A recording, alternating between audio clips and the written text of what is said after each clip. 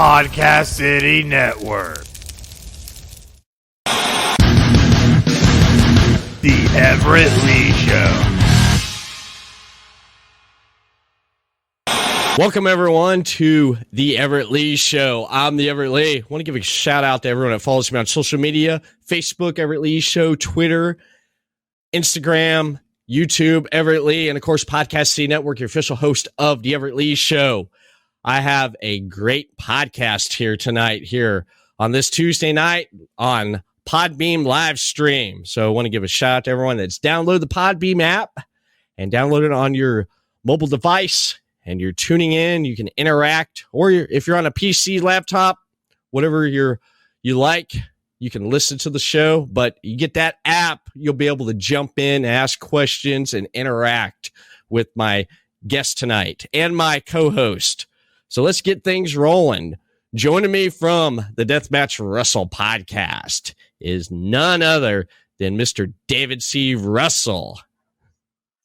What's up? Hello, Everett Lee of the Everett Lee Show. And how you doing tonight? Are you ready for a fun-filled show? Oh, yeah, we definitely are. As I'm talking right now, I am posting all over social media. I think it's time to go to church. What do you think? You want to go to church? Let me get an amen on that. Amen. Amen. Amen. Because tonight, here on the Everett Lee Show, we have none other than the Reverend Ronnie Roberts. How you doing there? Amen. Somehow I gave a yay man before I even got here. That's pretty impressive, Mr. Everett Lee. It is. I sound clipped you on my soundboard I have up here, Reverend. Oh, that's all right, but hey, ain't nothing like hearing it live. So I'll give you a yay man. Amen. Amen.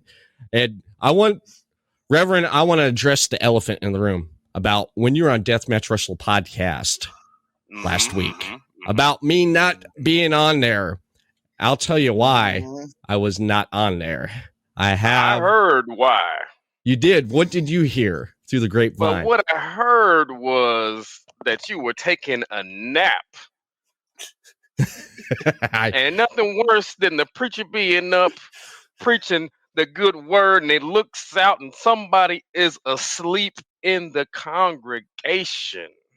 Nothing worse. Especially when it's time to take an offering. Wake up. I admit that I did fall asleep. I know David did try to wake me up because I got home and I wanted to watch the Book of Fett, the final episode. So I got to watch that last episode and I dozed off. And then David was like, I was waiting for you. And I looked and he called me twice. He called me during the podcast. I was like, man, I should have heard that, but I was napping. And then afterwards he called me again and he said, Reverend was asking for you. And he's shaking his head. Ribbed. I got ribbed. It's asking, and usually normally, you knock and the door will be open, asking you shall receive, but I did not receive anything that night. But showing the character and the man that you are, you reached out to me, and here I sit right here, right now, at this moment on the Everett Lee Show. Yes, I needed to make it up to you, and what other way than to get you on my show and talk about a lot of things tonight, which we'll have, and David's going to be joining us right here on this podcast. Amen. Let's get an amen up on the soundboard here. Amen. I need me one of those soundboards, man. I got all kinds of sounds I use. Oh, wait till you get going here. Oh, look, spoiler alert, huh? All right, I'm in for a treat tonight. All right. Well, you got all kinds of questions and topics. Well, what you got? Because I'm sure I have all kinds of answers. Well, okay. Let me get. Okay. Oh, go ahead, Everett. You're the host. Go. I'm the host. Okay. Well, what? How was your weekend? How's your week? There you go. Good All start. right, David, good question. was How my was your weekend, Reverend? How was your My weekend this weekend? weekend not as busy as it should have been. Unfortunately, I had an engagement Saturday that got canceled because the promoter had some health issues. Oh, Um, Other than that, my weekend usually starts on Thursday, OVW TV. I went out there, wrestled the Rush Division champion.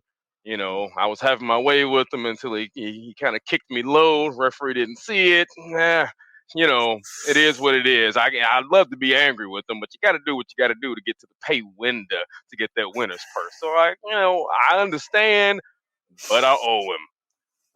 And the rest of the weekend, I kind of chilled on Friday, Sunday, as you all may have heard on the Deathmatch Russell podcast. I am the head trainer at Grindhouse Pro Wrestling Academy, and I hold service every Sunday morning with my students, and we had an outstanding session. nice, fantastic.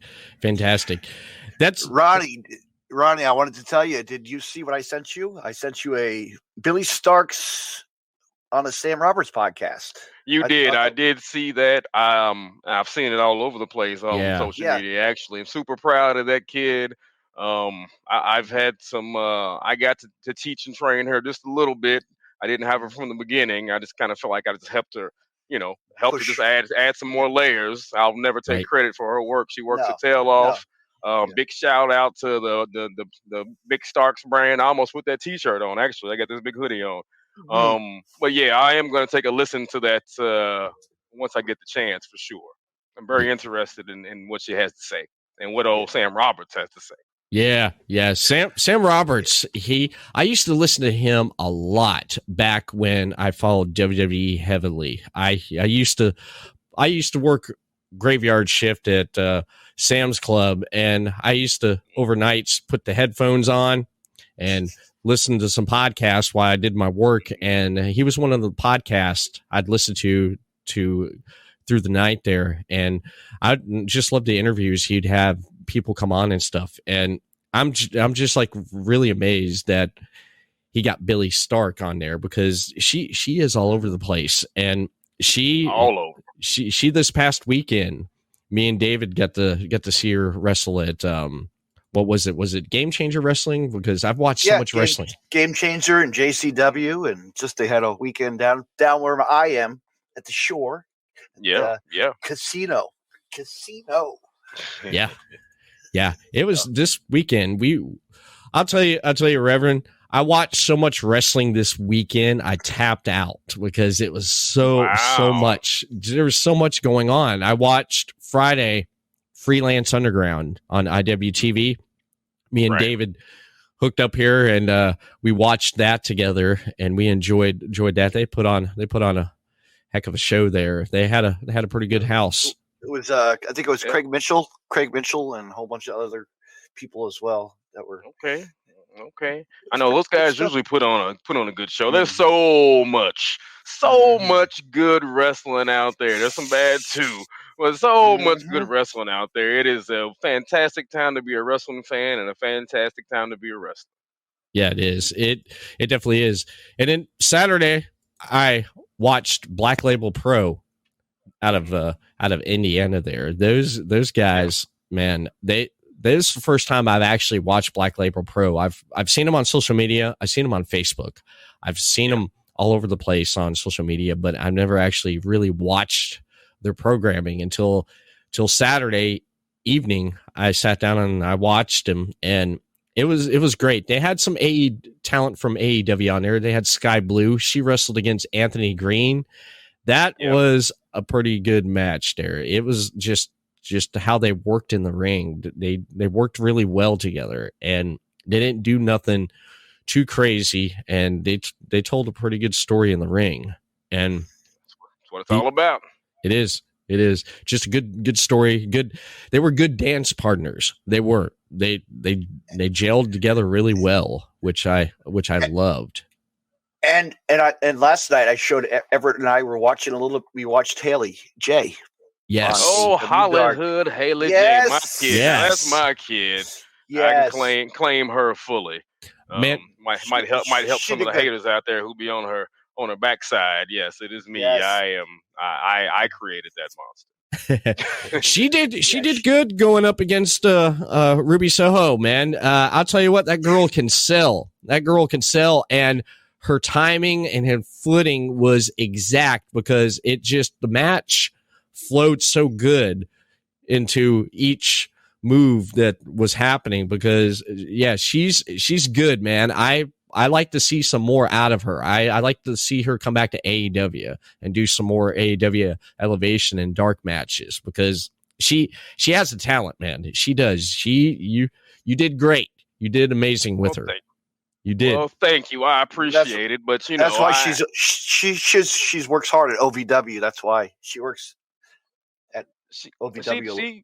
She does, and she's one of those things, man. She listened, and she's hard headed, so some lessons she has to learn just by doing. I see. Sorry, let me a little disclaimer. I got my family in the background, so I just saw a random hand. So if you see a kid or something, don't worry. He has a dog that barks all day. Oh, yeah, okay. I got my silent co-host here, Reverend. I have he hangs out with me next door when the neighbors are coming in and out of their house there. He decides he likes to bark. I got you. Well, he's just doing his job. He's just letting you know, hey, settle down. We're doing a podcast in here. I don't blame him. He's doing his job. But just get back to HJ, to Haley J. She's coming along. And if you think you liked what you see now, just wait 1 or 2 more years. Because she's still growing, she's still learning. She's only been wrestling for about 2 years now. She is going to be really, really good. Really good. She is. I that was actually the first time I get to see her wrestle there, and I wasn't aware with OVW because when I watched that 6-man tag match, which we'll get into here in a moment. Mm-hmm. The production, because I'm like lost for words here with OVW. OVW, I remember watching it back years ago in the early 2000s when it used to be the training ground. That was NXT for WWE because anyone that got signed went straight to OVW, and they spent time there, developed their character. I mean, a lot of people actually after independent wrestling shows, I would actually go up to the video counter, the merch booth, and they would have OVW DVDs for sale. So I would pick them up. Really? See who was out there? Yeah. Right. No way, David. Yeah. Right, Ronnie. They would, the DVDs were popular for OVW for a little while. They were. I mean, the OVW still holds that name, that weight that it had. Even today, people think OVW. They think Brock Lesnar and John Cena and Randy Orton and Shelton Benjamin. The name goes on. CM Punk's been through there. You got your Heyman was there, your Cornette was there, Al Snow was there training, and now he's running the whole deal. Okay, man, there's so many names. So OVW still holds that name, and now you got guys like me and the other guys there banging our heads on the TV show and doing our thing too, trying to uphold the tradition. But you were mentioning the production. What about the production? The production is great because compared to what I saw and watched back in the early 2000s, like you mentioned there with the Brock Lesnar, Shelton Benjamins, John Cena's, Randy Orton, watching how the production was with the footage back then compared to now, I love the production value of how it's shot in the high def. It's almost like 4K. Is it 4K or is it because when they upload stuff on the internet, it likes to drop the footage down some. If you throw something up in 1080p, it likes to drop it down on YouTube to 720. Right. Well, you can control some of that stuff. I don't know what they film in. I got to be honest with you. All I know is once I see that camera on, I'm going to make sure this mug right here is in it. And I'm going to do my thing. That's all I know. I don't care if you're 1080p, 1180p, 1476, A through Z. Doesn't matter to me. because you're the light's shining on you and you're sweating. You know. Well, mainly because my head's so shiny, the light does shine very well off my dome. It usually does. Because I'm all got coconut oil up on my head and I'm ready to go. The reason why I was mentioning that is because last year I did production for CFWE, Championship Family Wrestling Entertainment, out of Lakeland. From January of 2021 to September of 2021, I did the production. I went to the shows each month. I recorded the shows. I directed the roaming cam. I set up the hard cam. Had a monitor in the back for the boys to watch, so they didn't have to peek around the corner. They sat back there and watched. The promoter, he would once in a while come over, look over my shoulder. Everything good? I give him a thumbs up. He's like, all right. And then he'd go back, hang out with the boys there, watch, what was going on the monitor. And I also edited and did the graphics. And I did a lot for that promotion, and the footage shows it speaks for itself. So that's why like production when I watch a promotion and I see how they do the production, and when I was watching that tag match and just the production value, I was like, wow. I was like, they've come a long way with production. And also Grindhouse as well, Everett. We talked about that. Me and you have talked about that. We gonna get the Grindhouse. I promise you that. No worries. Yeah. But as far as OVW is concerned, I mean, it has to look good. We are on national. I'll just scrap that. We are on worldwide television. People see us all over the world. I mean, it would be a shame if the value was not so good and you're out here in all these people's homes and everything, and my head wasn't shining quite as bright as it should have been. Really it's the reflection of my halo. That's what I tell people. But I mean, the team, and here's the thing. This may sound weird, but it's only going to get better.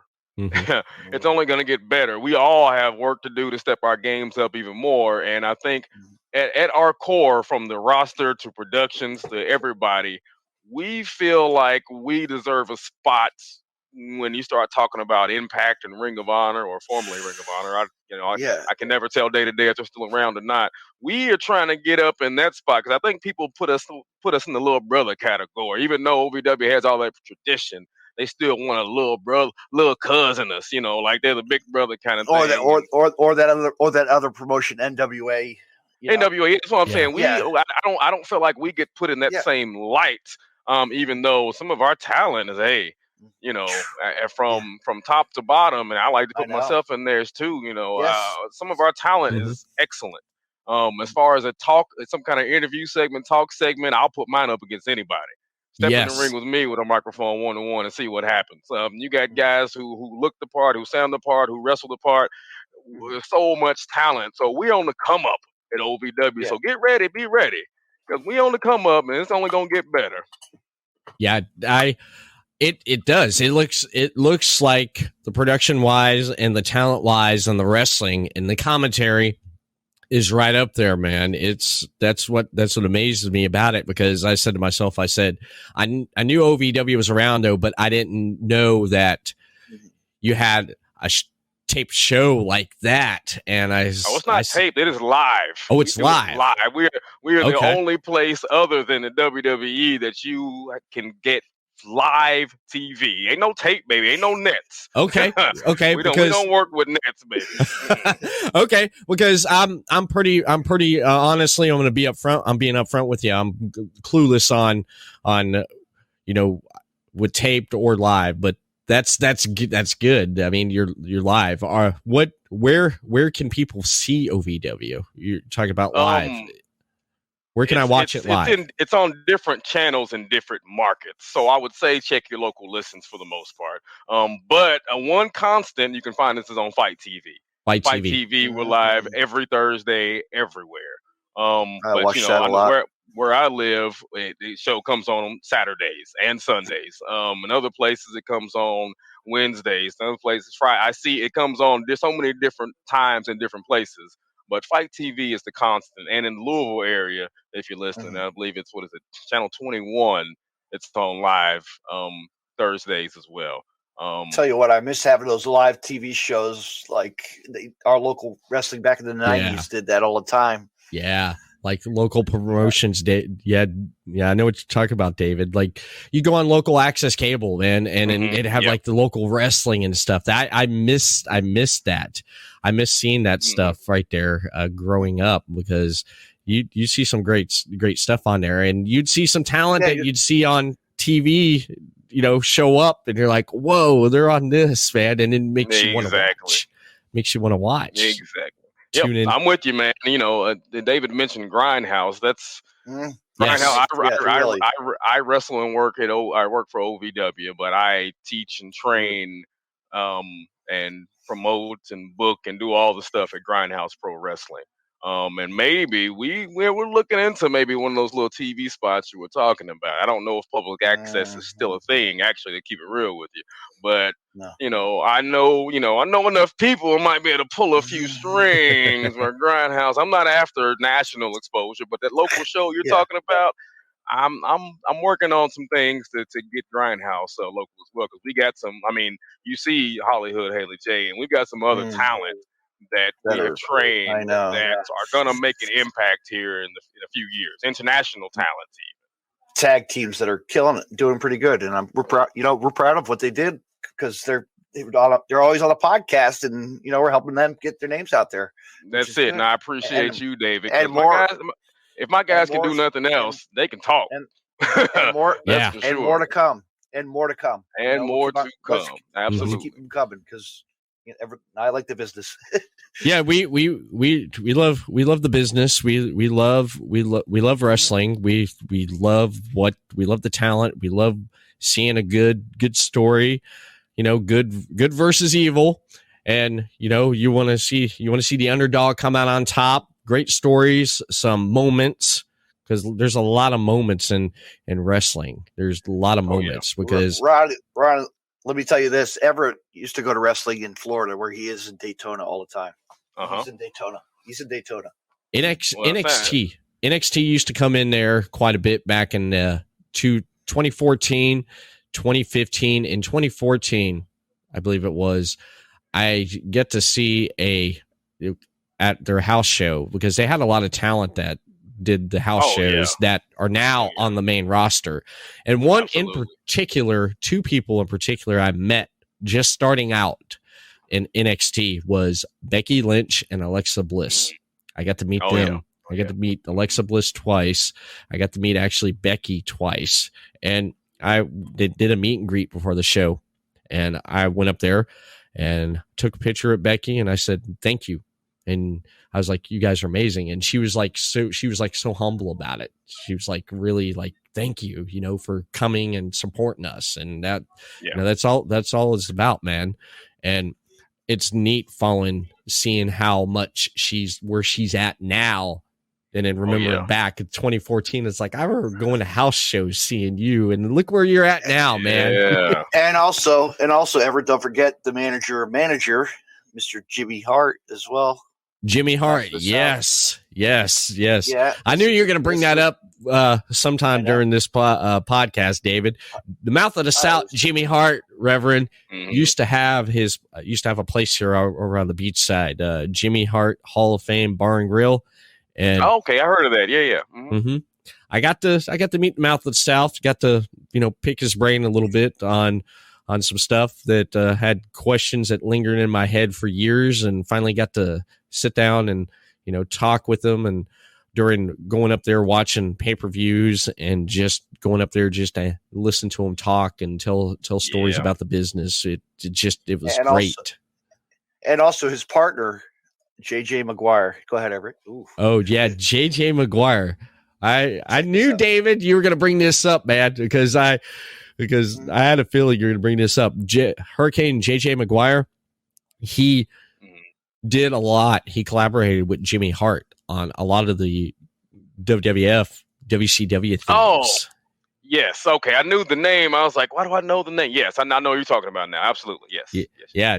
Hurricane JJ McGuire. He like Shawn Michaels, Sexy Boy, Big Boss Man, Jimmy Superfly Snuka, $1 Million Man, Ted DiBiase, what else? Demolition. No. Yeah. Thunder in Paradise. Thunder in Classic Paradise. there. He did Thunder the. in Oh yeah, Paradise. did he do Thunder in Paradise? Okay. Yes, Yes. Okay, yes, yeah. he did. He also had cameos on that show too. Yeah, because you could pretty much read it in his Yeah. book I have right here. Oh, look at you! Look at you!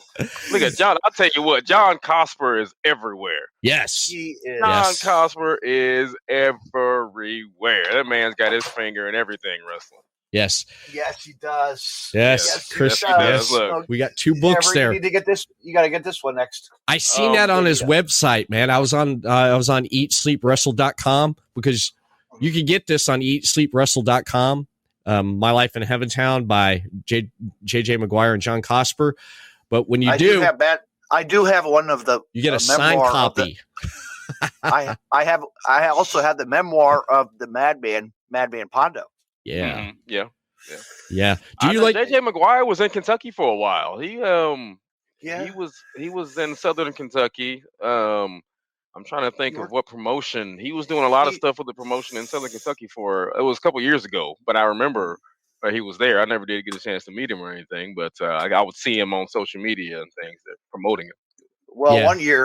one year JJ came to Everett's local bar because we were doing an anniversary of the podcast, right, Everett? And I gave it. I wasn't able to go, and I gave Everett a JJ award to give to him.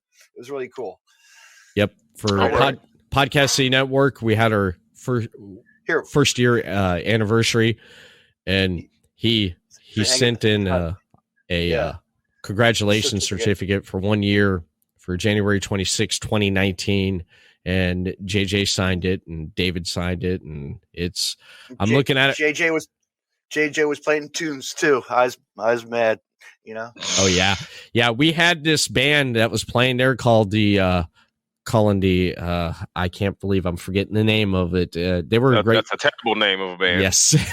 they were a reggae feel good band. The Craig Thomas Project. That's who the band was. Yes. And they decided to do a cover of I Shot the Sheriff. And JJ got on the drums and he he jammed with them, man. And I bet he crushed it. Oh yeah, he did. He did. It was great. It was great seeing him jamming with him playing, being on drums playing I Shot the Sheriff. I loved it.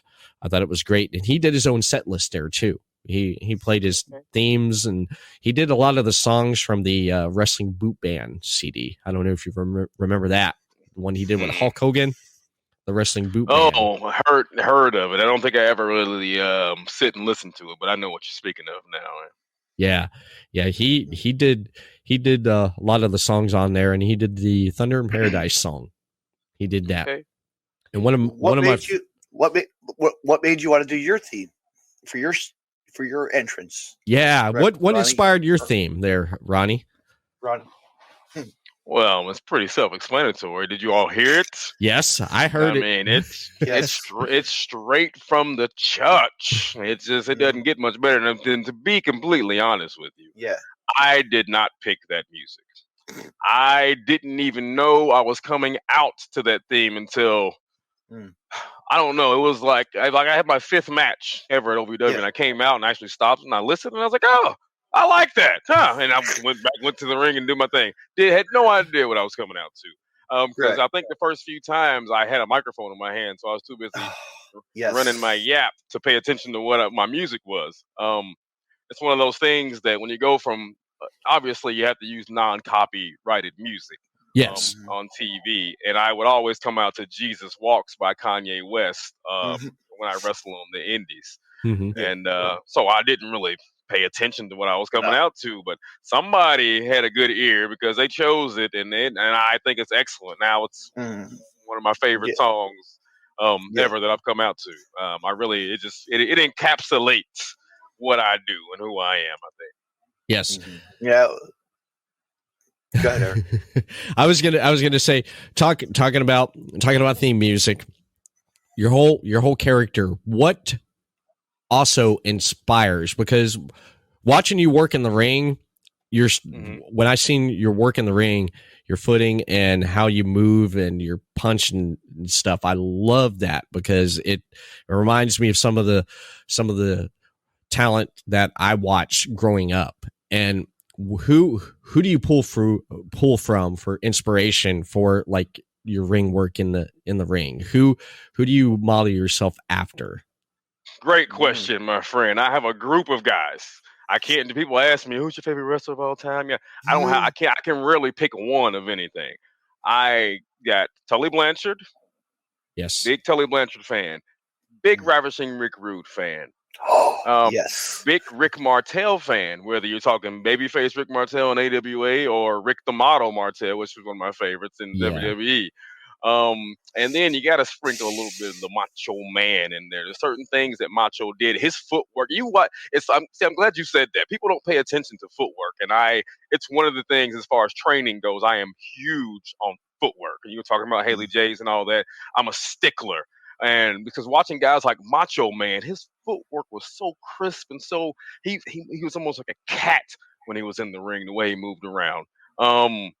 So you take those four guys, and let me add one more. Sorry, Kurt Hennig as well. Those five guys, and I kind of mash a lot of stuff together, and that's what kind of created me from the very beginning. I've always tried to not necessarily modeled myself completely after one of the guys, but I've taken elements of kind of all five of. You're like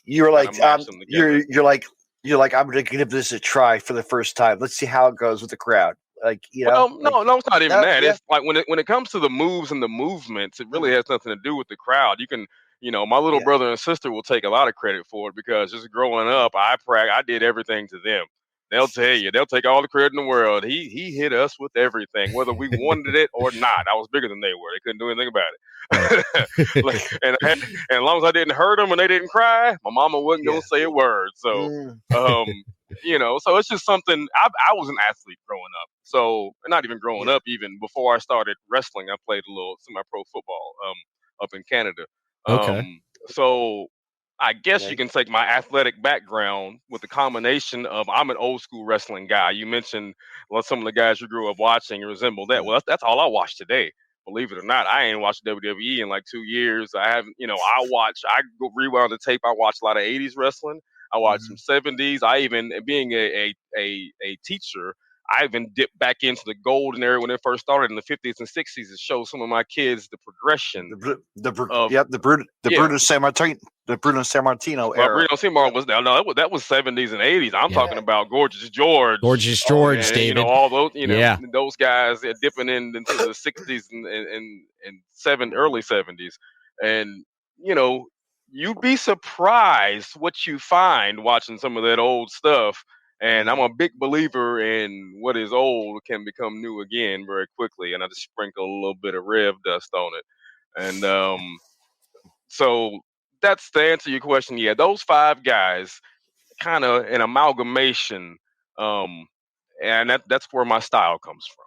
Nice. I love that because just how you move in your footing in the ring and when you're throwing those punches, what drew me in when I was watching your matches, just how when you stomp and punch, I'm like, yes. I was like, I missed that because I love that because I love those type of punches there. And like Flair and Dusty Rhodes, like my dad was a Dusty Rhodes fan. He loved the American Dream. And I've said this on the podcast plenty of times. David knows where I'm going with this. I should tell Ronnie about how my dad was with Ric Flair and Dusty Rhodes. He loved the American Dream. That was his guy. When Flair come on TV, that man would cuss and yell at the TV. He about threw out TV a few times when Ric Flair come on. He did not like the Four Horsemen. He couldn't stand them. Yes. Especially with my brother, we'd get a kick out of my dad. We'd sit there and watch, Saturday night 6:05 on the Superstation. 6:05, baby. That's right. We'd watch where we watched the one thing I remember as a kid to this day was when the Four Horsemen was stalking Dusty Rhodes. They tracked him down and they got out of the car and they beat him down. They beat him down.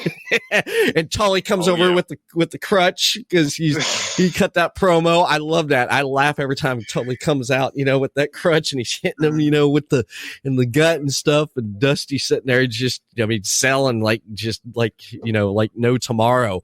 And I mentioned that to someone. We were talking about, stuff like happens outside wrestling, like people shoot and stuff. And I said, you guys got to see that, man. And I told him, I said, you got to see Dusty and the Four Horsemen when they beat him up. And he watched it and he said, man, he goes, let me ask you this, Everett. I said, what's that? He says, imagine if something like that happened today. I said, they'd have someone be calling the cops, man. Yeah, they would. I mean, that's probably not a bad thing though, always. Yeah. It's funny you mentioned that because I told a similar story on the Deathmatch Wrestle podcast about my great grandmother watching the same guys, in the same event you're talking about, and how my great grandmother she was older and she was sick and she had the old school oxygen in with the big old heavy oxygen tank sitting on the floor.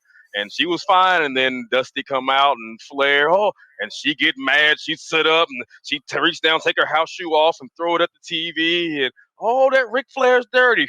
There's a shoe. That's the Four Horsemen.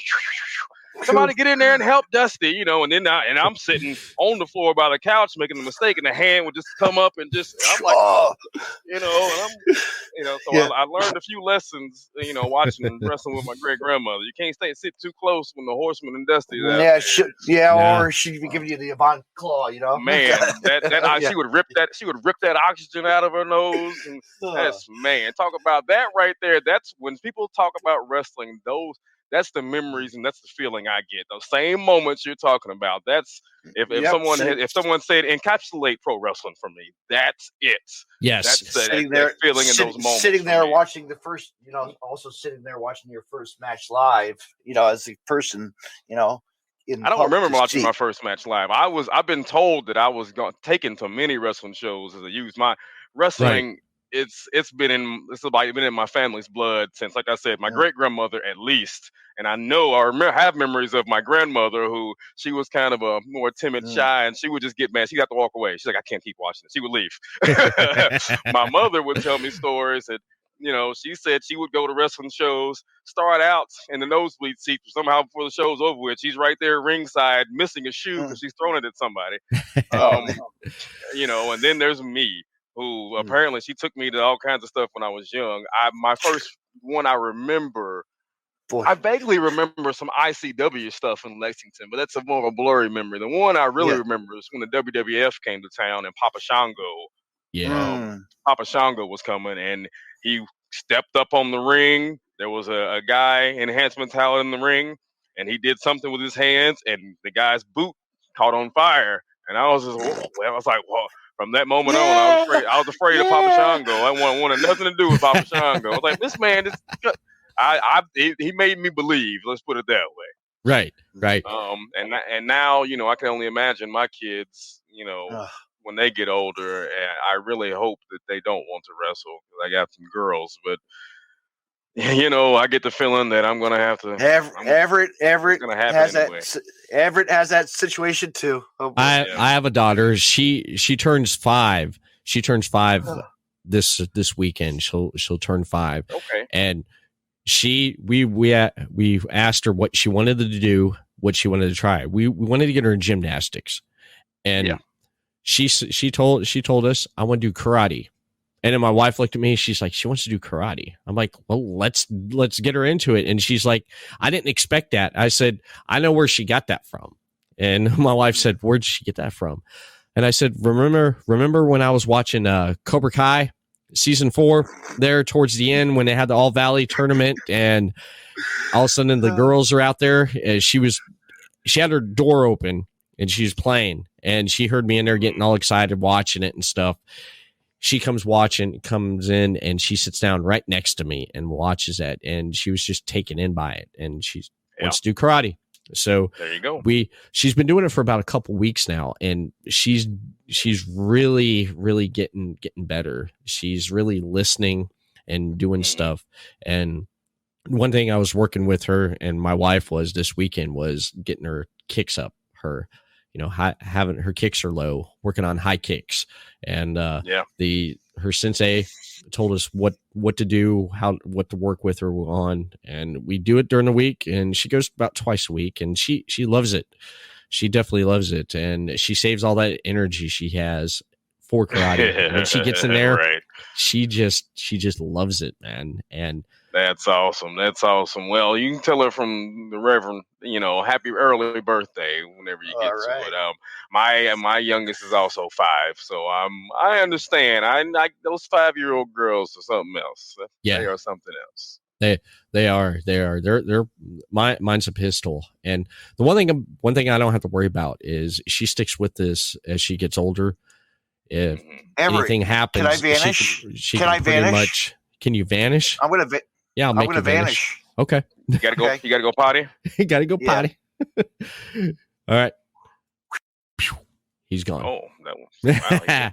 Wow. But like I was saying there, Reverend, the one thing I will not have to worry about her if she sticks with this as she goes on in life. She sticks with it. Is I won't have to worry too much about her because she can protect herself when she needs to. Handle herself. Yeah. Absolutely. I'm with you on that one, brother. Amen. Amen. Yeah. I'm excited that she's getting into something. And if I talked about CFWE. She went with me to a couple shows last year, and she got in the ring in the ring when they were getting it set up with the other kids that were there. And a lot of the kids that were there were kids of the workers, and she got in there. And one of the veterans that was there, Panther Rodriguez. I don't know if you heard of that name, Panther Rodriguez. I'm not familiar. No. He said to me, he said, that's your kid, right? I said, yeah, that's her. That's my daughter.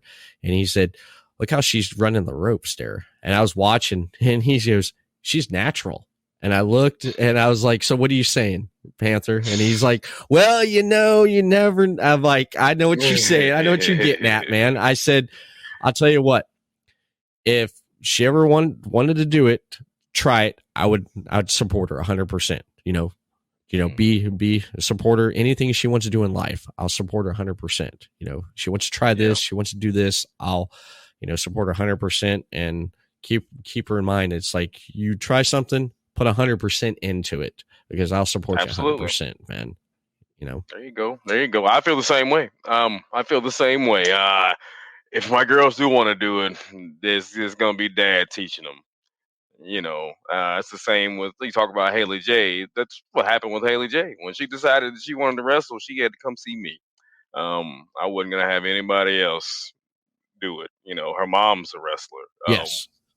But she had to come see me. I had to make sure that she was going to get taught properly and correctly. So at least the basics. Yes. So for sure, I'm with you. I understand completely. But I'm praying they don't want to wrestle. I'm praying. It's tough, man. It is. Because I asked a few workers. I said, what do you say to someone who wants to get into wrestling? And a lot of them say, don't. They're being honest. They're being honest, man. They're being honest about it. And it's not easy. It's a little easier these days, I'll admit. A little too easy these days, but there's enough. Hopefully, there's enough people who care about the wrestling business to treat it with the respect that it needs to be treated with. And I try to uphold all the proper values of pro wrestling, and not just just because you got a pair of boots doesn't make you a wrestler. That's not how it works. Right. Unfortunately, that's a lot of people are getting away with that, but that's not really how it's supposed to work. Right.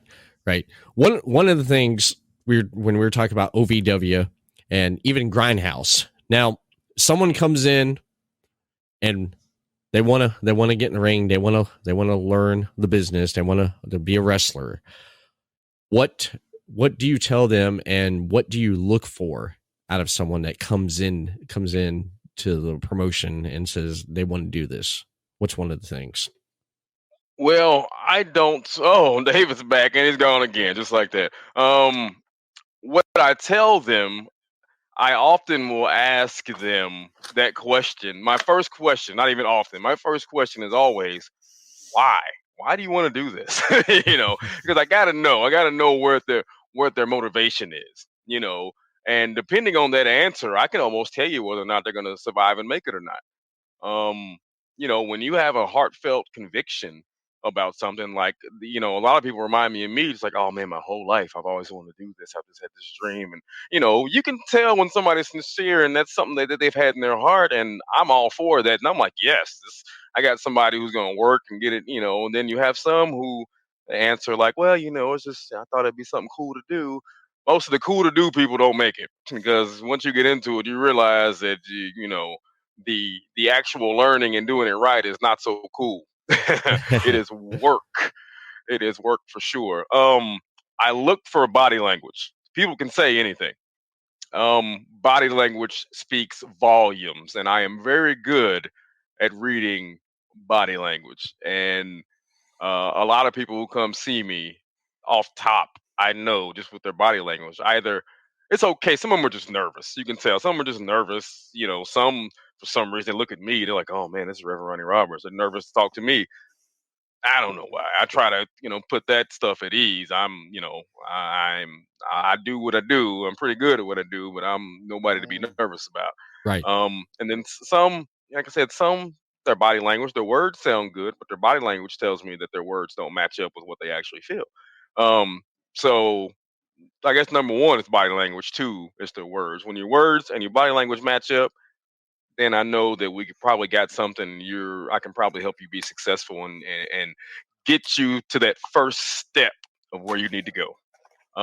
One thing I tell them also was that you're not going to come in here and I'm not going to teach you everything.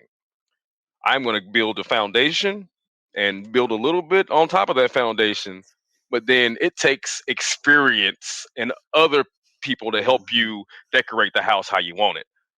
If you go to a wrestling school and somebody tells you they're going to tell you everything that you need to know, they are full of it, because they can't.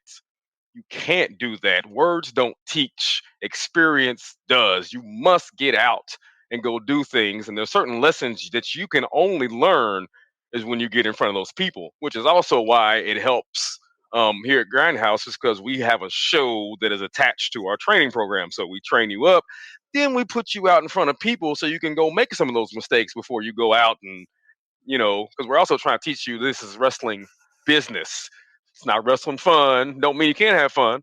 Don't mean you can't make friends. And also that's why they have seminars also as well. Absolutely. That's our whole thing. Our whole thing is to try to make people better, not just our students, but wrestling in general, because I don't want someone to go to some rinky-dink little show that's maybe somebody's having in their garage where no one's trained properly, no one has gear, and then they see a flyer for OVW or a Grindhouse or something, and they equate that with OVW or equate that with Grindhouse. You see, they see that little flyer that somebody created on Adobe or whatever. And all they see is wrestling. So they see my picture somewhere and they're like, oh, well, I watched that wrestling the other day in that garage and it was terrible, so I'm not going to go see that. It's not the same thing.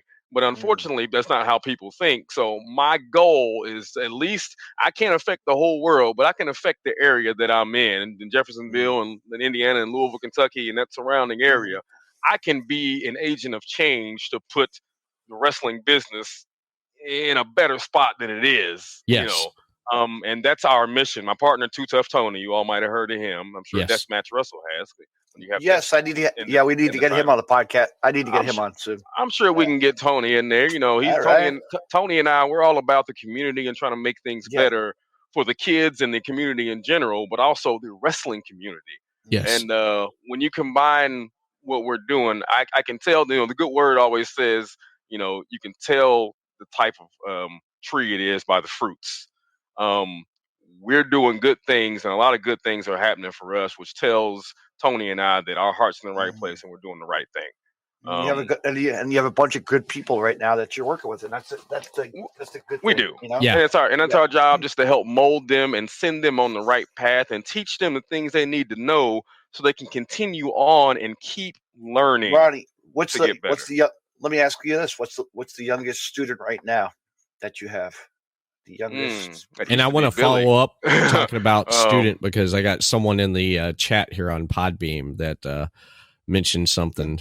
Go ahead, David. Okay. Well, the youngest I have right now is 17. Okay. I encountered Billy Starks when she was 15. Yes. She had been training since she was 14. Mm-hmm. Alice Crowley started when she was 14 or 15. 14, yeah. Big Al, I got to help Big Al a little bit as well.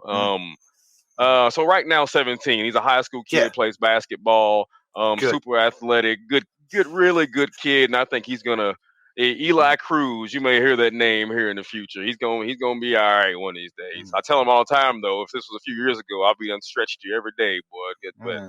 But he's a kid. Right. At 17, you're a kid, and he does kid things sometimes. But he's really good kid, good heart, listens well, learns quickly, and he's gonna do something. But he's the youngest at 17 right now. Okay. Okay. Everett, Dustin what Barnfather, if I'm saying that right, he's in the chat right now. Dustin, he said he was nervous when you're talking about when he's starting out and going to a wrestling school. You say Dustin? Oh, I know. Yeah, Dustin. Yes. Dustin. Yeah, he said he was nervous. Yeah, he was nervous. Shout out he was nervous. He was one of those that you see that what's that old it was like an adult cartoon kind of where the drawing was kind of squiggly lines as they drew it. That was Dustin. He just looked like he was just vibrating nervousness. And I'm just looking at him and I laughed out loud. I'm like, bro, relax. What are you? Yeah, he's like, I'm good. I'm fine. I'm like, no, you're not. He's like, your words can't fool me, brother. I can read body language. You are not. You are super nervous. But he's not so nervous these days. So that's a good thing. That's good. That definitely is good. Now, we're talking about earlier the matches. The matches. The matches. Yes. OVW. I wanna jump in talking about these matches here that Go for it. We David and I watched here. You muted yourself.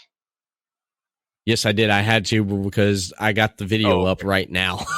Okay, gotcha. Sorry, I saw your lips moving. I was like, I wonder if he knew he the way I got the sound set up, it basically it feeds through. So when I click on stuff on my desktop, it feeds through. So I had to mute this because when I was talking, I'm pulling it up. I didn't want it to just all of a sudden, just come on and stuff. But yeah, the match with that I pulled up on YouTube here was Ryan Howell and Dysfunction versus Dysfunction.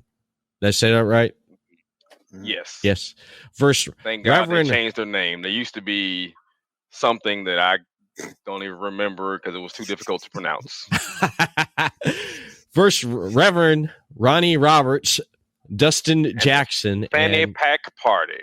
Yeah, Panty Pack Party. I thought that was great there. I was like, Fanny Pack. Hey, I love the gimmick. Man. Panty Pack Party, man, because it reminded me of like not Panty Pack, Fanny. Fanny Pack. Fanny Pack. The Fanny Pack Kid, Cal Hero, and Dustin Jackson. They combined to make the Fanny Pack Party. Whoops. Now the Panty Pack Party, that's a different show. That's a whole different level. I don't know if the good Reverend can be teaming with the Panty Pack Party. Oh man, with the conflict of interest. I gotta play this. Sounds like that. Damn. Panty Pack Party. That's more for flair. Yeah, there you go. Sorry, I had to, man. There was that moment right there.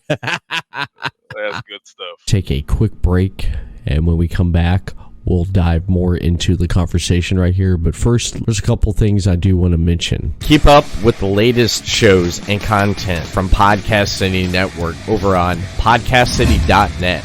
Follow them on facebook.com/Podcast City Network, Twitter @PodcastCityNet. Subscribe to the YouTube channel, Podcast City Network, on Twitch, Podcast City Network. Podcast City Network, your top source for independent podcasting. Be creative, be yourself. Whether it's a sticker for your car, a t-shirt for that special someone, or a neck garter to keep safe during COVID-19, Podcast City Network has you covered. Grab the latest PCN gear today at podcastcity.net/shop to show your support for your favorite show or shows from Podcast City Network today. Want to start a podcast? Trying to grow your current show? Podcast City Network is here to help. We currently offer services for social media advertising, marketing, live stream hosting, custom logo design and branding, transcript services, custom intro and outro videos, audio video editing, press kits, one-on-one consultants, and much more. So don't wait. Contact us today. podcastcity.net/services. Head over to the website, fill out the form, get in contact with Podcast City Network. Have you ever wanted to start a podcast but didn't know how? Do you already have a podcast but you don't know how to grow it? Are you trying to find ways to make your podcast profitable? You can learn how to do it here at Podcast City Network. We offer consultant services, tutorial classes to help with learning to better expand your knowledge to grow your show. We also give access to our network of shows to help with cross promotions, guests, and overall reach while becoming a part of our ever-expanding PCN community based on people helping people. The best part is no membership fee.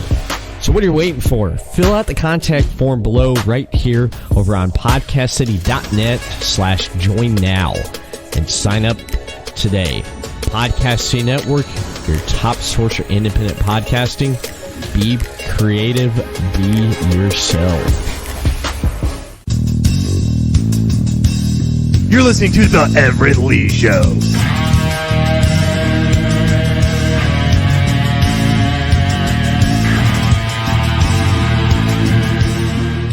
This match right here, I'll pull it up right here, but I won't be able to play the sound. So hopefully OVW don't flag me for showing this right here. This is I don't think they will. I think it's okay. Just let them know. Let Alice know, Ronnie, that we were discussing this. We were critiquing a match. I'm sure he'll be overjoyed to hear that. Oh, there it is. Look there at it that. is. Man, I haven't even watched this match back, boys, and I remember how it ended. Uh-huh. But that's about all I really remember. So, let's take a look-see. There's old Dysfunction. And there's this crowd signs. Ryan sucks. Oh, yeah.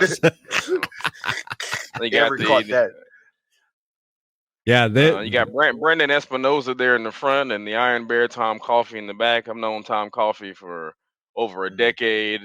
I beat him and his old man for my first ever tag team titles in Tennessee somewhere. Oh, nice. Many years ago. Brandon Espinosa's from St. Louis, I do believe. And then you got this guy right here. The Jericho era. Oh. God. Yeah. I'm so glad it's muted right now. I just started dying laughing because it's like when I was listening to the crowd, Ronnie. When I heard the crowd, I'm like, and I saw the signs, that's just started dying laughing there. And as he's coming out, he wants the attention. He wants the attention.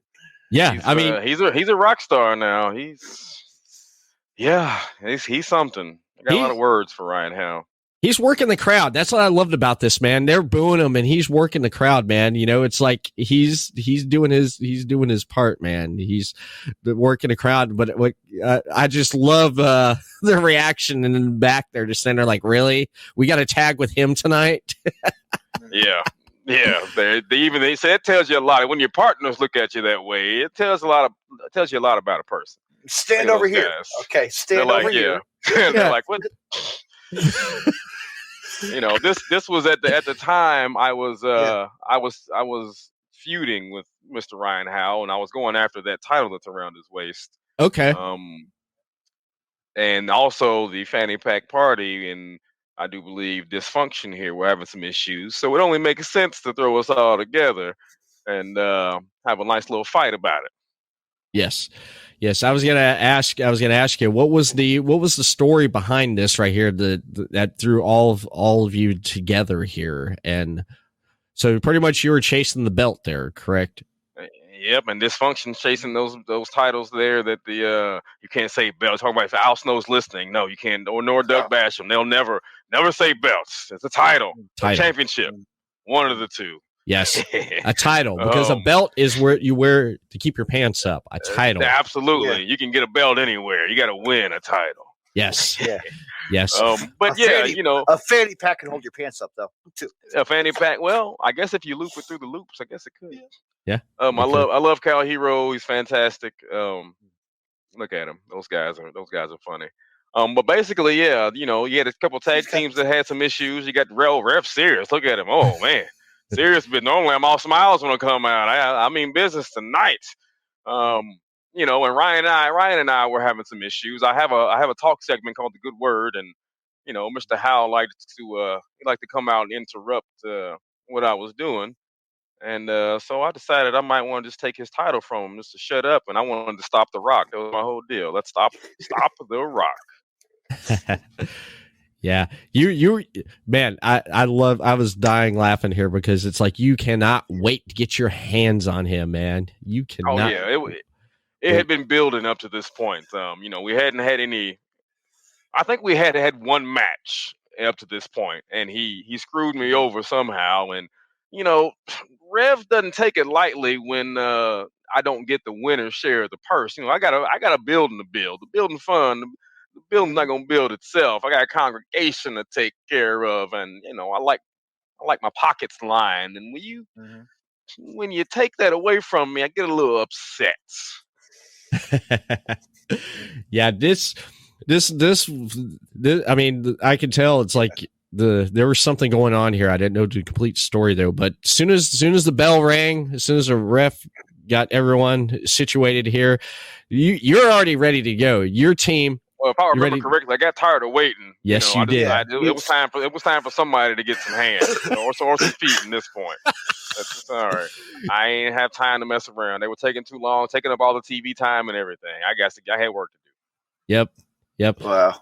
Oh, I love that right there. Just the tag in and tag out right there. That. Oh yeah. Should be another quick one. Yep. There you go. A little.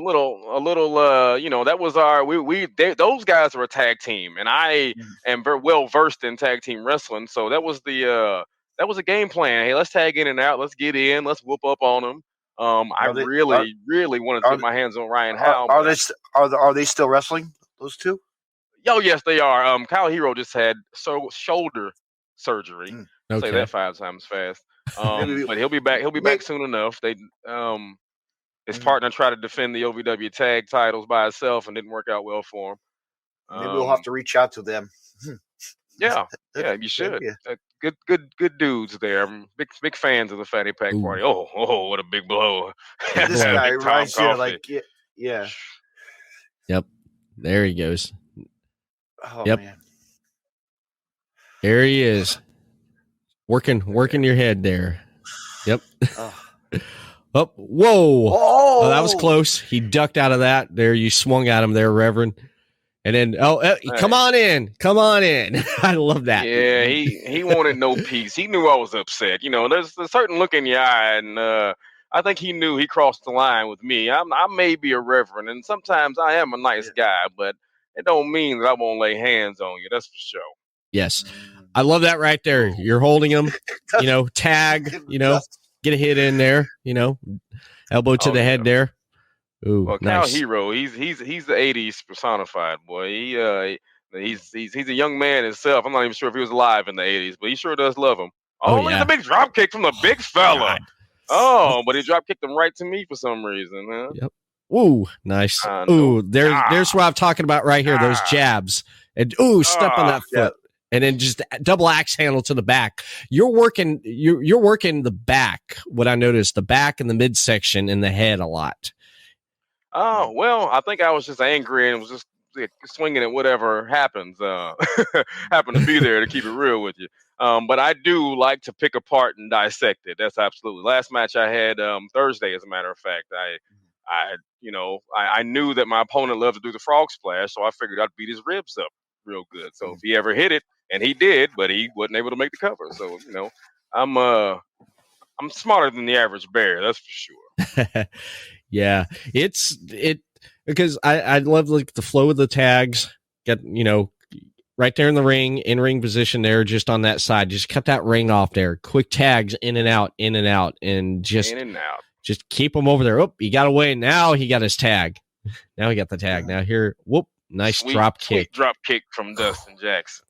I like that height on it. They just said, Ryan, how did he want to get in the ring? I didn't even notice that. No one. Yeah. He's such a. Oh man. Yeah, What year was this? Ryan? This was 2021. This was like at the end of 2021, October maybe. The date should be on the video. I'm not sure. Yeah, because Ryan and I had our final match in December. So yeah, it said right there. Yeah, December 9th, 2021. Oh, wow. Okay. Yeah, it was. So it was towards the end of last year there. But yeah, you cleared out the ring there. There you go, man. You guys, you got control of the ring. And they're arguing. You can tell which team is working good together and which team is working against each other in this match. Absolutely. That's the one thing. Another Dustin Jackson drop kick. Yep. Oh, nice arm drag. Man, did we just kick their butts the whole match? Is that what we did? Like I said, I remember how it ended. But man, we have been on top of these guys the whole time. I ain't got time for his double team move right there. I think I'm angry. I got things to do. Yeah. Forearms and punches abound. Yep. Let's see. Yep. Oh, duck. Oh, Harley Race. Ooh, yes, that Harley Race knee there. That's another thing I noticed with your moves that you do. You like doing the high knee, that Harley Race knee there. And it's big Harley Race fan back in the day. Everybody always says, "Oh, you did the Triple H." Man, it's not the Triple H. That's the Harley Race knee. Come on now. Exactly. Where do you think Triple H got it from? Exactly. Exactly. Yeah, my father was a fan of Harley too. He just loved how he just worked in the ring too. It just he got down, and just it was a Harley Race, Yeah, how can you not be a fan of Harley Race? He goes. He was excellent. Oh, handful of hair. There you go, rooting the crowd, trying to eat. Oh. Yep. He's almost like a little brother who just annoys you all the time. Yeah. He's throwing stuff at you. He's if you fight him, he's gonna stick his thumb in your eye because he can't beat you. And I'm starting to sweat watching this. I'm starting to get a little hot. Yep. Now they got in control. Now they're cutting off the ring. Now the momentum's changed. Or is it? Are you sure? Nope. There we go. I love the hot tag back in. Getting that tag back in there. Look at him. Cleaning house. Yeah. Ooh, I can't help but watch myself in the background. It's hilarious. I'm excited about it. I wonder what size ring was that? It's a 20 by 20. It is huge. I love it. I absolutely love it. Yeah, I think the ring CFWE used was not the 20 by 20. It was they use I think I could be wrong. So George, don't hate me.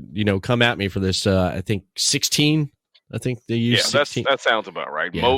Most independent wrestling shows have 16 by 16 rings.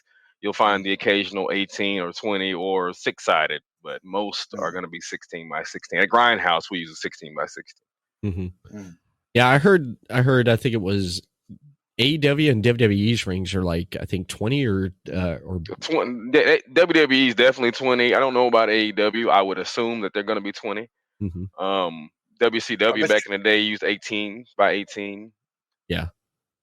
I bet you Google it, Everett. You can find it. I probably could. I Google it and I can find out what ring. Oh, look at this. I love it. Come on. Make that tag. Oh, Lord. Yep. Oh, what do we got here? He likes to step on that pedal. Yeah, distortion pedal. I love that. I loved it when the commentary said, "Yep, distortion pedal." He's going for the distortion pedal. And then, let me tell you, I don't know what kind of boots he's wearing, but it ain't the greatest feeling in the world to get. No, I think you have the best boots of them all. Oh, well, you can't see my boots; they're all covered up. I look at myself as a billboard. I gotta put my name all over myself, or some kind of form of advertising. Anyway, my boots are actually black and white though, and I do have wrestling boots on. yes, but you can't really see them though. yeah. Man, this tag team match, there was so much going on, and it just flowed so good, and you could tell what was going on with everything happening in the ring. Oh, fighting out, getting out of that corner. I love that fight. Get out of that corner. Trying to. Get out of there, DJ. But he's fighting. Oh no. He got him. The big guy. Oh. Iron Bear. What's this going to lead to? Oh, God. There we go. Somebody get in there and break that up. Yep. Okay, good. We both got in there. Look, I didn't do nothing. You throw your hands up, Ronnie. I didn't do nothing. You didn't see nothing, ref. Listen, Cal beat me to him, so I'm standing there, and apparently I decided, well, he's sitting there. I might as well take a shot at him. That's hilarious. Oh, I don't remember that. How does it feel watching a match you haven't seen yourself in before? Or do you go back and watch yourself? I used to watch myself all the time. Now, if I was happy with it, I don't want to see it because I'm going to watch it and I'm going to tear it apart and I'm going to over critique it. And so I must have enjoyed this match because I did not watch it back. What I like about it is when you're out there, you're getting the crowd riled up, man. You're saying, come on. You're bringing everyone on this, what's going on in the ring. He didn't tag. Ref didn't see it. It was a tag, but the ref didn't see it. Drag him over to the corner now. Now do a tag, and then the ref's gonna turn around. Oh yeah, there was a tag, but he didn't see it. You see, I love that. I love that. As bad as it is, if the ref didn't see it, it doesn't count. Nope. Look at me. I'm upset about it. I'm yelling at him now. Yeah, I like how the seating is too around the ring. Like it's like bleachers, and then you got the front rope, the guardrail to the right, like that right there. Well, you can't really see. You don't. You never really see all of it. Like where the hard camera is, there's a lot of seats, and you rarely see over to the left there too. You mainly get to see the ramp side and right in front, but there's a lot of seating there. Yeah. You can. I like the lighting. How the lighting is, I like that, and just how everything is pretty much set up there. And then you got the commentary over next to the ring, not too far, but like it reminds you of like the old school wrestling where you had the commentary like right there. Right. I kind of like when they used to have it right there at ringside. Literally, I always like that. They're kind of catty corner to that corner over there, but they're still pretty close. Mm-hmm.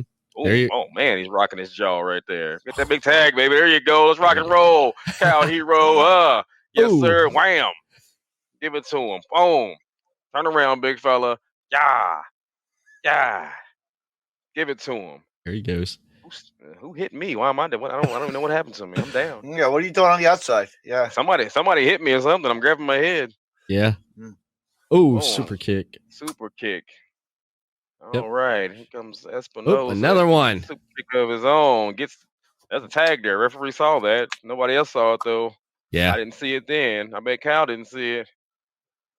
Yep. Nope. Sure didn't. Oh. Man, what a clothesline. There he goes for the cover.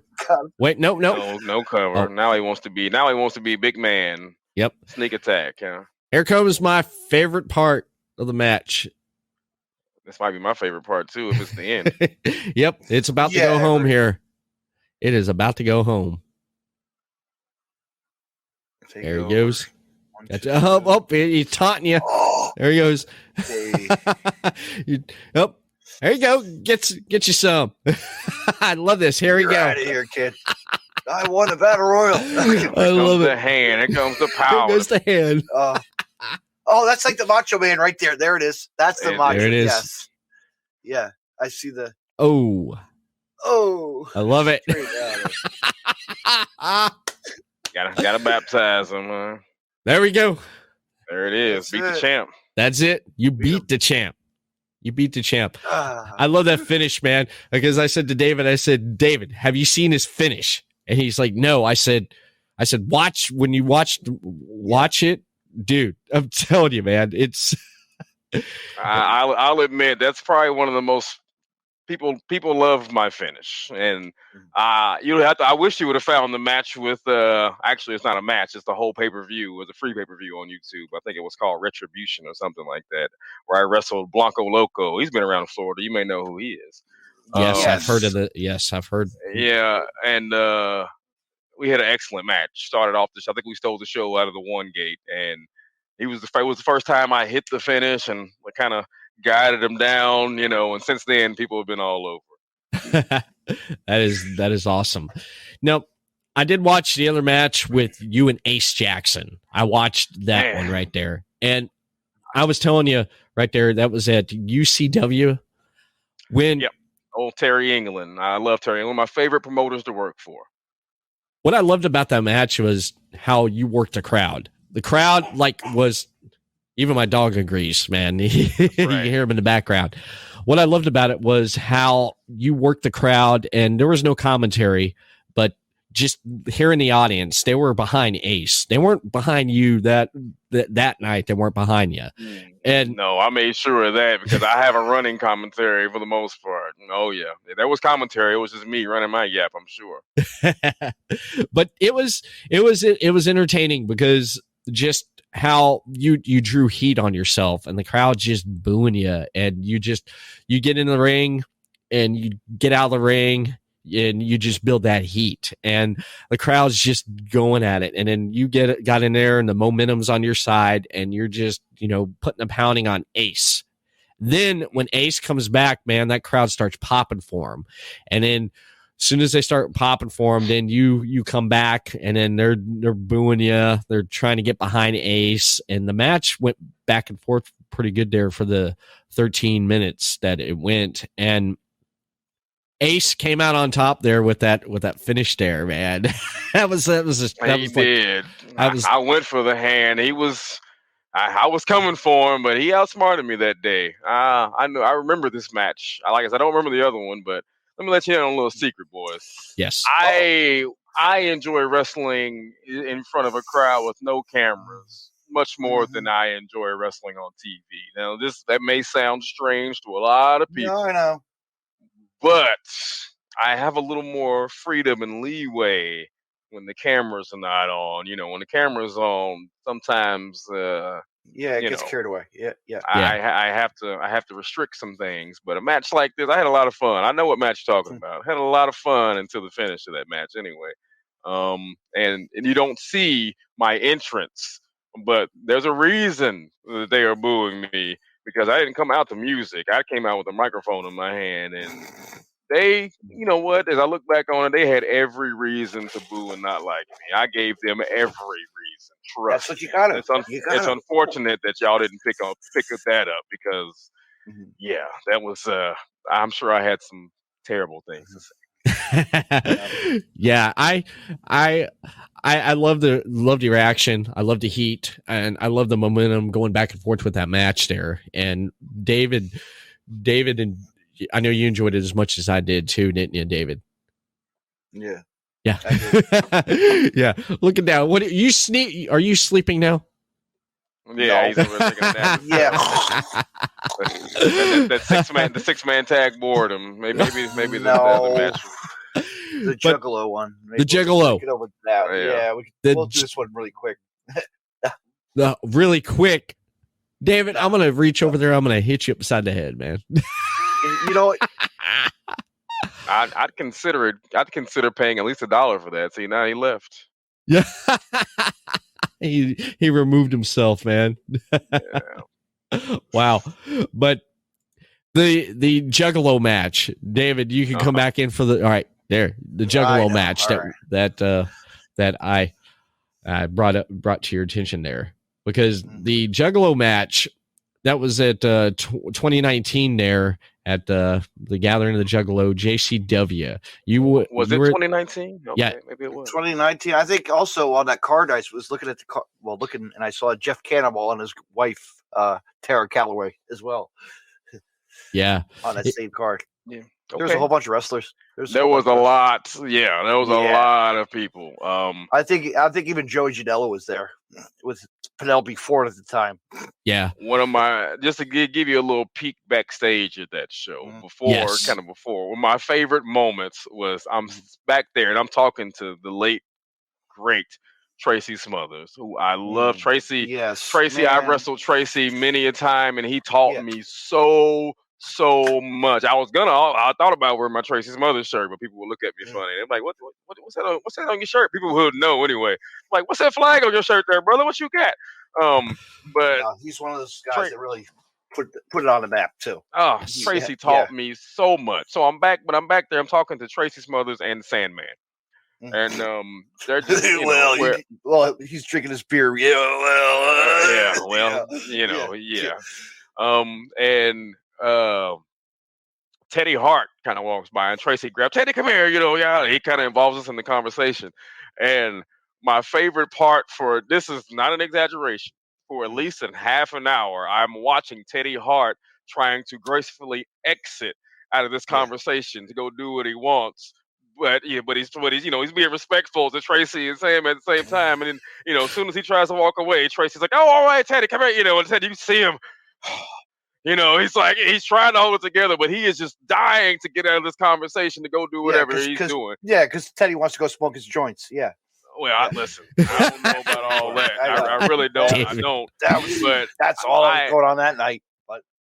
I am a fan of awkward moments. Like people don't like awkward moments. I love awkward moments, and it was so awkward for him, and I was just sitting there laughing my behind off because I thought that was my favorite part of that whole night. Just watching that whole, literally a half hour, watching him trying to get out of conversation and not being able to. So finally, somebody else walked up, and I guess distracted everybody, and he was able to slither out. But my bad. Carry on about this match.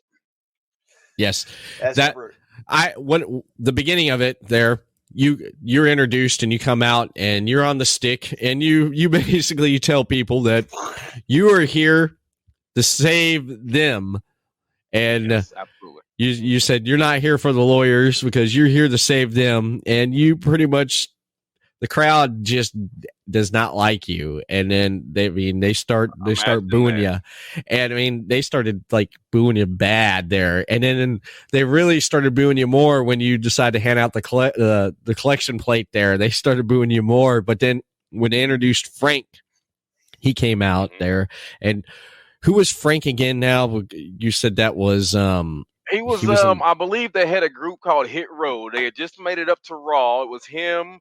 It was Swerve Strickland. It was they had another guy and a girl with them. Yes. And they had just made it to Raw, just made it up to the main roster, and then they released them like 2 weeks later. Yeah. So at the time, he was just a young headbanger. I remember he telling me he trained with the Dudleys down in Florida. And now I just saw him post something on Twitter the other day. He said, my 90 days are up. I'm ready to take bookings. So good dude, super talented as a hip hop artist as well. He went on, he had that match and then went on later that night and won some kind of like freestyle competition they had at the Gathering. Super good dude. I'd like to connect with him again. I might have to bring him up to Grindhouse to wrestle one of my guys or something. Right. But the people didn't know who we were. But when you go out there and they disliked me so much, they didn't care who was coming out. They just want somebody to come out there and whoop me real good. Yes, yes. And he came out there and they had live commentary. I was dying with the live commentary there, man. Because now when you hear live commentary, does that actually do you zone that out? Or does it throw you off? Because I know sometimes I've seen a show where they had live commentary, Ronnie, and the heel or the face would respond, or actually the heel would respond back to the commentary and tell them, I've seen where they'd say something commentary live and everyone can hear it, and you have people giggle and laughing, and the heel turns around and he's like, "I'm going to come over there, I'm going to shove that mic where the sun don't shine," this kind of deal. And How is that when you hear live commentary when you're in the ring? For the most part, I despise live commentary with a passion. However, it's not my first JCW show, first gathering, but not my first JCW show.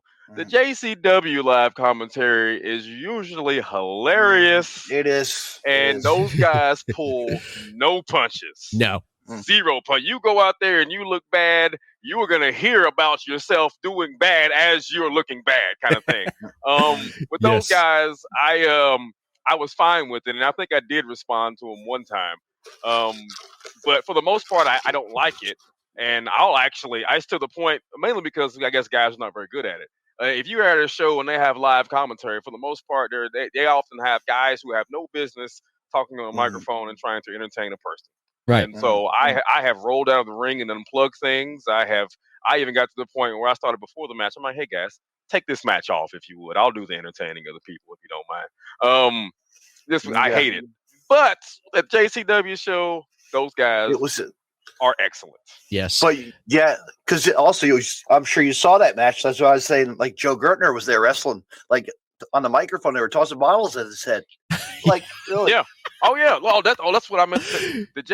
The Juggalo crowd, boy, they're hardcore. You better get in there and not stink up the joint. If you stink up the joint, you might leave with a laceration or something. Because they will throw full bottles of Fago. They'll throw batteries. Yes. They'll throw bottles with pee in it. They'll throw whatever they can get their hands on. I saw stuff flying. I know. I saw stuff flying. I'm like, this is crazy. Yeah, and this is I can say Big Frank and I must have went out there and did our thing because other than other small random debris that I probably deserved to be thrown at me after I got the microphone, we went out there and got a great reaction without the batteries and the pee and the Fago bottles. You did. So we must have done a good job. We'll put it that way. We must have rocked them. I will tell you, once I went around with the collection plate, I got some interesting things in that collection plate. No! Can you share or not? No, I can because I got what I assumed was an edible. I got somebody. My favorite one thing I remember at the end. The last person I got to dropped 2 ibuprofen in there. He's like, "You gonna need that because somebody's about to kick your beat." And I was like, "Man, forget you! What you talking about?" But they put, you know what? Oh, wow. I think I got a picture of it somewhere. I just started telling the story and I forgot what they put in there. I've got so many stories about what people put in my collection plate. But they put some. It was an interesting night at the gathering. I think I got like $1.61.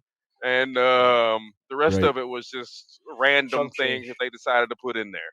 Wow. The one guy put a cookie in there, and I'm like, "Hey, I like cookies," and he's like, "You better watch out for that one." I was like, "Oh, I better put that down. I better be careful." What about the live commentary? I died laughing when they said that they said Reverend has God on his side tonight, though. But Frank said he's gonna have if I can remember how he said it right. He said Frank is gonna beat the Reverend down, and he's definitely gonna meet Jesus tonight after this match. That sounds about right. I just died laughing because I'm gonna have to go back and watch it because I don't really. I remember a couple of aspects about the match. I remember the crowd. Yeah. But I don't remember exactly what we did. I remember the finish. The finish, leading up to the finish was huge. Man, never mind. Go ahead. Go ahead. Carry on. Yeah, that was pretty awesome. Just that match there, and just how you work the crowd, and I mean, those guys are tough, but you guys pulled it off, and great match. I suggest people go check it out there. Go on YouTube and search in Reverend Ronnie Roberts Wrestling. That's how you can find a lot of your matches on there on YouTube. Okay, I'll have to go look myself. Yeah, there's quite a bit of content on there. There is. I was surprised with the amount of content on there and everything. But I am too, because I didn't put most of it up there. Yeah, you can see there's stuff. There's some stuff from you on there. Then there's stuff on there. The Juggalo one that was on the Amazing Maria's channel on her YouTube channel. And Yes. That was probably Haley J that was recording that, as a matter of Probably. fact. More than likely. Yeah. But man, this has been great talking with you here, and discussing everything and stuff. But David, you have anything else you wanna add? I know you're looking down at your phone there. Well, listen, I just now looked up at the I don't We've know. been going about an hour and a half. I didn't even know. I didn't even realize. So What time compliments is to it? you guys, because Thank you. if I was bored, I would have hijacked y'all show and had some fun. But obviously, I sat back and let you all you all lead the charge. So I must have been entertained. Okay. Talking about hijacking. I just wanted to mention here. I've had people hijack my show before. Some good, some bad. But if you hijacked my show, I wouldn't be upset about it, man, because I promise it'd be good. Yeah, it would be good. I promise you that. It would be good. I promise you that. It would be good, because it's not every day that I would get my show hijacked by a reverend. So that would be the best. That'd be the best thing happen to me. Very true. Very true. And especially the Triple R superstar, Reverend Ronnie Roberts. Yes, absolutely. Yes, I do got to say that there is someone that has been viewing, or not viewing, but listening tonight, that we had a discussion with here probably about maybe 2 weeks ago, and I jumped on David's podcast, and when I jumped on there, I was sitting there talking with David, and David, I mentioned about how I was going to have you come on this podcast here, and I said to him, he said he knows you. He's worked with you before, and he was excited that I was going to have you on the podcast tonight here, and he said that you got to tell him I said hi, and I said, well, I said, why don't you tell him hi yourself? Oh, look at that. I see it. Ladies and gentlemen, invading the Everett Lee Show podcast right now is none other than Brandon Wolf. Now, listen, you talk about a good match. Go find Brandon Wolf versus Ronnie Roberts at IWA. It might have been one of his first few matches at IWA. And we went out there and had us a little banger. Yep. IWA Mid-South, that is. That was easily my favorite match of all IWA. Yeah. That was easily my favorite match in IWA. It was Ronnie. And that's when the most beautiful triple arm drags I've ever done. And I explained it before, like American, Japanese, and Japanese would flip. Ronnie and I, that was the best one I've ever had. Thank God it got recorded. Yeah, Ronnie, it's on IWTV, I'm pretty sure. Oh yeah! It's our favorite match. It's our favorite match. I've loved it for 2 reasons. Because we walked in, I was kind of hated. Ronnie was disliked, and midway in match, I'm like, I guess they're gonna change around a little bit. And just had our fun with it. We just had so much fun. Oh yeah. Now listen, one thing I can do is I have a way of magnetically pulling the people one way or the other. So whoever's in there with me, they're gonna go on the opposite side, whether they want to or not. It's not much of a choice. I spilled some water here, and I was like, "What the heck is by my feet here?" And I was like, "Oh, it's water I just spilled." But are you sure you didn't just pee? Are you sure your dog didn't piss on you? No. Oh, that too. No. I had some water, and it fell. Now listen, now that Brandon Wolf's here, I'm gonna put him over real big. Brandon Wolf comes to wrestle for me at Grindhouse. Let me tell you a story about Brandon Wolf when he was first starting and training. Yes, I'd love to he's hear smiling because he knows exactly what I'm going to talk about. Okay, so Reverend Ronnie Roberts comes to a small town in Kentucky, in Western Kentucky, where Brandon was training and working at a promotion there. And I come out. I don't remember exactly what I did. Brandon, maybe you could jump in if you did, but I remember I came in and interrupted somebody's match or something, beat them up or some kind of thing. And poor Brandon's just a new trainee, just learning, and he's doing security out there, as a lot of young wrestlers do while they're learning the craft, right? So unfortunately, he made a mistake. When I listen, you think what you want about wrestling. When I walk through the curtain, if you might not believe wrestling is real, but I'm certainly real, as Terry Funk would say. And so Brandon comes up and he puts his hands on me and tries to hold me back or something. And I just and I'm wondering what in the world. So I take him and I, not so nicely throw him into the barricade there. And, and it was a metal barricade. I feel bad talking about it now since I know him and I like him so much. But, that wasn't the end of it, because him not knowing any better decided he was just going to get up like nothing happened.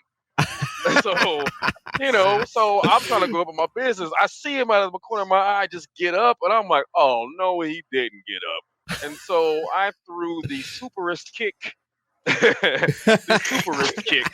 Trust me, there was no leg slap, but there was certainly a sound, because I kicked him right in the face. Wow. Surprise. And then went back in the back and apologized to his trainer. Because I'm like, sorry, brother, but you saw him. You saw him get up. First he put his hands on me, and then he decided he was just going to get up and not sell anything.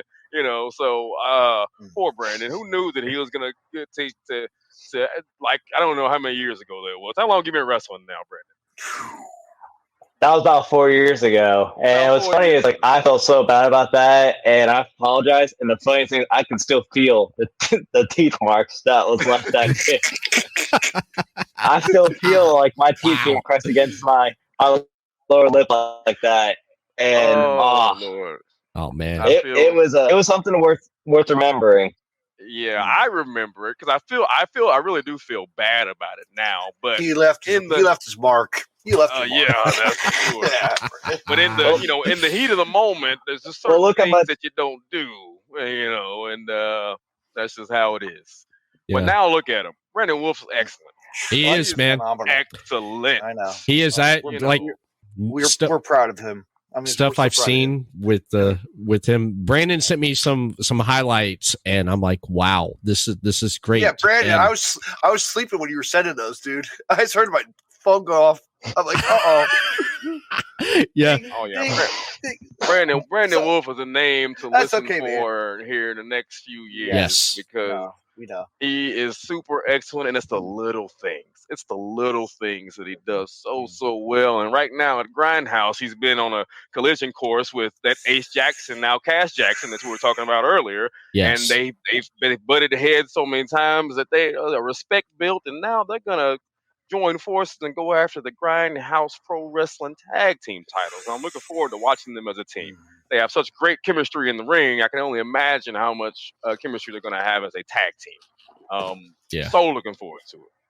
Yeah, Brandon's great, and it's great having him drop by here tonight, because when we talked off camera last week, I said I'm going to have Reverend Ronnie Roberts on, and the idea sprung. It's like, let's get Brandon in here during a moment during the podcast here, and get him in here to say hey, and it worked out. This has worked out great, and Everett was going to play another sound clip. You had another clip you were going to play. I did. I did. What sound do I have, David? I have a lot of sounds on my thing. that one after the Amen. You had another one that you added just recently. David, the Wolf Howl. Are we going Wolf Howl? Did I give it away? David, I threw this one together. David, this is all I got to say about that. I don't know what you're talking about, because low down, dirty, filthy liar. Amen. Oh man, I don't even know when I said that, but it was certainly me. I added the amen part on at the end of it, because I feel like it needed something there. Fair enough. Where'd you pull that clip from? Low down. I pulled that from when you were doing I have it right here. Cash Flow and Josh Ashcraft on the Good Word. On the Good Word. Yeah. Okay, I remember that. I gave him an L. I handed him an L, if I remember correctly, on that one. Yep. I have a lot of fun, boys. If y'all didn't know, if you've watched enough of The Good Word, I have a blast. I have no idea what's going to come out of my mouth, but it usually comes out pretty good.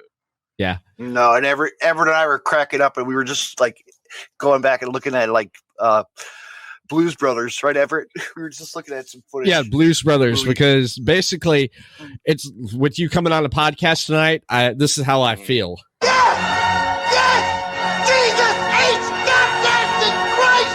I have seen the light! Of course, you see the shirt I'm wearing right there. I saw the shirt. No. I know the shirt already. Yep. Did we lose Brandon? Brandon Wolf, hey, listen, he was inspired. It was too much. He turned off the light. He did. Brandon, you still there? I guess. Or did his phone die? No, I hope not, man. I hope not. His old lady put a stop to that. It's like, who are you talking to? They're Ronnie Roberts. Man, get off of that. Not that guy. Just remove him. There he is. He's coming. Wait. Oh, no. Oh. It's all right. Listen, I'm serious about Brandon Wolf. Brandon Wolf, talented, super talented young man, super nice young man. I will do everything in my power to help Brandon Wolf there he is. get to the next level. There he is. Yes. Brandon, that power again? That power again? No, I was trying to think because I could hear a lot of stuff. I heard just dots. So I was trying to, throughout Ronnie's story, everybody, I was trying to connect the dots. I'm like, all right, he's talking about when I got my mouth kicked. Here's something over here. So I was trying to fix that way to go around, but I'm very excited. I was gonna smile. It's like yeah, probably I can hear dots and try to connect them. my favorite match part about Ronnie is that good old hand of his. Yes, he made me do a backflip, just palming me with it. Wow. He did. That was excellent. I forgot about that. You did. That was excellent.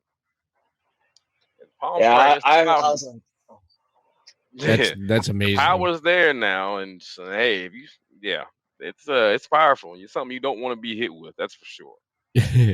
Yeah, I definitely don't. I definitely wouldn't want to get hit with that finish there. It's a great finish, and it's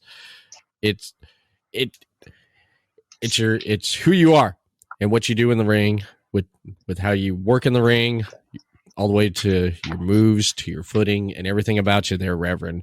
And when I seen it watching that match there, I was like, yes. I was like, this is perfect. I love this, man. This makes the character, this makes everything Ronnie Roberts, everything just more perfect there with the finisher. Because I said to myself, what kind of finisher does he have? And then when I seen that, I was like, this is perfect. This is great. I can't wait to get him on the podcast and talk with him. And it's funny. The palm strike used to be just the setup to my finish, actually. But I thought better of it and thought I'd switch it around. So yeah, definitely. And one of the reasons why I'm having Brandon come on here tonight, and he wanted to say hey to you, and I told him, I was like, yeah, just come on, jump in here. And another reason why Brandon's coming on here is it's about next week. Yes, indeed. Brandon, I'll let you talk about it, Brandon. You go right ahead. Tell us about next week. Right there. Well, next week I will be the guest here on the podcast, and I am excited for it. I cannot wait for the conversations that we're going to have, because even though I think we went almost 2 hours on a Deathmatch podcast, I think I have 12 more hours of conversations in me to make something worthwhile. And I can't wait to talk about anything. Like, if anyone has any questions, you can ask me, and I can bring them on the show. You can ask Everett. You can ask even on the show live. Everett, did we not mention to the comics, to the Reverend? Comics. Oh, comics. Back. Yes. Yes. Well, brief. I'm a fan of graphic novels, and I've been reading through some graphic novels. I just finished X-Men: No More Humans, which was a great story. I finished before that Hawkeye. Is that Scarlet, when Scarlet Witch said no more, she had enough? Well, is that the one? I thought it was that one, but it was actually, it had to deal with Mystique's and Wolverine's love child, as I call him, Raz. I don't know. Oh, okay. Yeah. Okay. Raz did what Magneto couldn't do. And Magneto was kind of, you could tell he kind of like, yeah, you did what I couldn't do, but he considered it, he was genocide. That's what he considered it, you know, that he got rid of the humans. And the whole thing through the story is how the X-Men trying to bring the humans back. Like the brother, yeah. And it's just the interaction with Magneto and Raz loves his mother, but he hates his dad, Wolverine, which is just like, wow. But I don't want to spoil too much on it because it's really good, and how everything falls into place is just great. But the other story I just started reading here is Doctor Strange, Way of the Weird here. Okay. I'm reading this one so far, and it's the beginning of it. I just started it, and I'm like, wow, this is great because it has Scarlet Witch in it, and it has some other people from the MCU, from the Doctor Strange, because someone said if you read this here, this will kind of give you an idea of what the Multiverse of Madness will be like, which comes out. Gotcha. Yeah, which one of the movies I'm really looking forward to, because Sam Raimi, big fan of Evil Dead, Army of Darkness, and of course the Tobey Maguire Spider-Mans. He did the first two. The third one, different story. Yeah, you know what? They lost me when Eric Foreman became Venom. That they lost me on that one. Yeah. And I'm a comic guy. Spider-Man was my favorite comic growing up. We were talking. Yeah, see, this is where we were. Yeah, this is where we're catching. Yeah, see, you feel me, Brandon? Yeah, when all I saw was Eric Foreman. I was just waiting for Red to come out, and he was supposed to be Venom, and there was a disconnect for me. You know. Yeah. I always prefer that you get like lesser known actors to play some of these big comic names, because you know, I just can't. Some of these guys I just can't see as this comic book character. You have too big a name, and you know, I see if you cast Tom Cruise as somebody, all I'm going to see is Tom Cruise. I'm not going to be able to see Green Lantern or whatever. Right. But yeah, that's my comic movie rant. Sorry. That's cool. That's cool. Yeah, it's like Tom Hardy. Everett, can I just plug my stuff and get out of here? How's that? Well, we're gonna wrap it up here. You brought up the question, David. I know. He did. You brought it up, man. Like, well, gotta go, boys. I'm out of here. It's your show. It's your show. Yeah, it's my show, but you brought up the question. I was about to take it home, but you're like, oh, yeah, the comics, man. David, the comic. Or different, the comics. Because me and Ronnie did say something about comics. We were yes. Comics. I got to rib you there, David. I do. That's why I love me now. Okay. Yeah. You got me. I got you. But, yeah, pretty much, Brandon, it's going to be on the Everett Lee Show next week, on March 1st, next Tuesday night, 8 p.m. Eastern, 5 p.m. Pacific, right here on Podbean Live. So check out the link in the post when it comes out on Everett Lee's Facebook, Everett Lee Show, and Twitter at the Everett_Lee. So look forward to that next week here on Podbean Live. But yes, indeed. You need to check out Brandon Wolf. Yes. Future. Matter of fact, I would say the present. He's the present. He's doing his thing. I'm super proud of him. Super happy to have him in my own promotion. And I just can't wait to see where he keeps going. Definitely. The sky's the limit for this young man. The sky is the limit. Yes, it definitely is. Thank you. And this is pretty much it, man. Ronnie, anything you want to give a shout out and promote right here at the closing of it? Brandon, of course, and then David, and then myself, and then that will be it. All right. Well, let me start out with one. You can find Reverend Ronnie Roberts on Facebook as Ronnie Roberts or Triple R Superstar, on Twitter at Ronnie Reverend, on Instagram at Ronnie_Roberts1. You can find me every week on OVW Television. Check your local listings or watch us on Fight TV. If you're in the Kentuckiana area and you want to become and learn the ways of a professional wrestler, come see us at Grindhouse Pro Wrestling. You can visit the website, grindhouseprowrestling.com. You can find us on Facebook, Grindhouse Pro Wrestling Academy. You can message me personally if you like. or email us at grindhouseprowrestling@gmail.com. Also, coming up this Sunday, you can come catch all the stars of Grindhouse Pro Wrestling. Brandon Wolf being one of those guys at the Jeffersonville Arena, 1416 Spring Street in Jeffersonville, Indiana. Grindhouse presents the return of Rhino, pro wrestling superstar, former WWE, former ECW, former TNA, Impact, all-world travel superstar. Rhino will be in attendance. He will be wrestling, and he'll also be holding a seminar from 11:30 a.m. to 1:30 p.m. beforehand.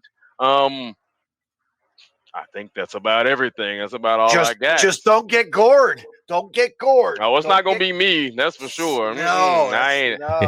I don't put my underwear on and wrestle at Grindhouse. Or Brandon. Brandon, that's up to Brandon. If I was him, I'd stay out the way. I'll let Big D take care of it. There you go. Big D, Daniel Luck will be taking on Rhino. Big D's a pretty big boy, so I think it's probably a good pick to get in there and face off with Rhino. Other than that, man, you can catch Ronnie Roberts everywhere. I've been working out again. Decided to get back on the road, take a few more bookings.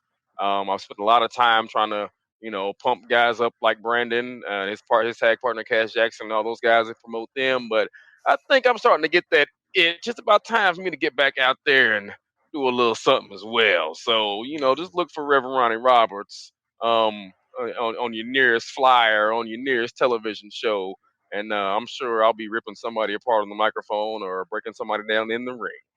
Or right here on the podcast anytime. You're more than welcome. Anytime. Listen, that's up to you all. Just hit me up. Yes. I really enjoyed it. I want to thank you, David, for setting it up. Thank you, Everett, for having me on. You're welcome. And Brandon, thank you all for having a lot of my young guys on. Brandon Wolf is not really a guy that I trained from the beginning, but he's still one of my guys in my heart.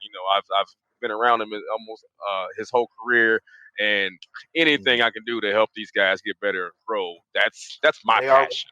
They're more welcome to come on anytime. You know that, like we said. Yes. Welcome to come back on the Everett Lee Show anytime, man. Anytime. Oh, sure. We might actually, talk more about wrestling. We talked about a lot of stuff. I guess we talked about wrestling, but I was anticipating you talking about the matches, and we talked about the matches for like 10 minutes, and we've been going for almost 2 hours. I know, man. That's a good sign, though. Yes. I mean, it's a good sign. Good conversation. We could do a series with me and you and Ron and Brandon here. I like that. We could mix something up a little. Well, I'll start preaching at the drop of a hat, so it don't take much to get me going. This has been great. I'm down. Without a doubt. Okay. Brandon said without a doubt. What do you got going on, or do you want to plug anything you want to plug here, Brandon? Well, for the show next Tuesday, right here, the only thing I'm going to plug is Grindhouse Pro Wrestling. The only third thing I got going on this weekend is I will be in Eddyville, Kentucky, for a place NAWE. But other than that, it's going to be a good, relaxing time. I think it'll be good. Nice. Someone's running in Eddyville? Yeah, there's a place. Yeah, there's a place. Let me do it real quick here. All right. It's a place in it's Eddyville, school Kentucky. Like me, I got to write it down too. Yeah. It's in Eddyville, Kentucky. It's called NAWE. I'm involved in a 6-man tag team match for the other side. They have a mystery opponent. If you're around the Eddyville area or if you're close by, feel free to come down, watch some old school wrestling, and just like Ryan says, camera's not on, but that means you still can have fun. Maybe a Reverend will have to make a visit this weekend. Probably not. I imagine that I've got my hands full, like Everett was talking about, with starting the hard cam, the Roman cam, doing all that. That's what I do. I am the production team. I am the booker. I am the everything, matchmaker, everything. You are the everything at Grindhouse. So that's what I'll be doing Saturday. Yeah. Cool. Not only that, but in Grindhouse we have the tag teams. All the tag teams we come together for tag team titles. Tag team tournament coming up starting in March. We get a little preview coming up here in February. A lot of the teams will be announced this Sunday, and we'll see where the team of Cash Jackson and Brandon Wolf see what they end up doing. I'm really looking forward to seeing what they have in store. I've not seen them tag together yet. I don't know if y'all been practicing y'all's tag team stuff, But I am super excited to see you all as a team. Watching you all wrestle each other was, oh man, I mean, I'm the one who's putting it together, and I put y'all in there for months at a time. Go 10 minutes, go 15, go 20. All right, you got a half hour. Last in January, Rumble, they had a half an hour, and still couldn't settle who was better. So wow. What better way, to show respect? And they saw those tag team gold, and they decided they're going to join forces and see if they can't win that gold. And hey, who knows? I'm kind of rooting for you. Dustin in the chat there on Podbeam says he's excited to see what happens with those two. He's excited too. Everybody's excited. Everyone is, man.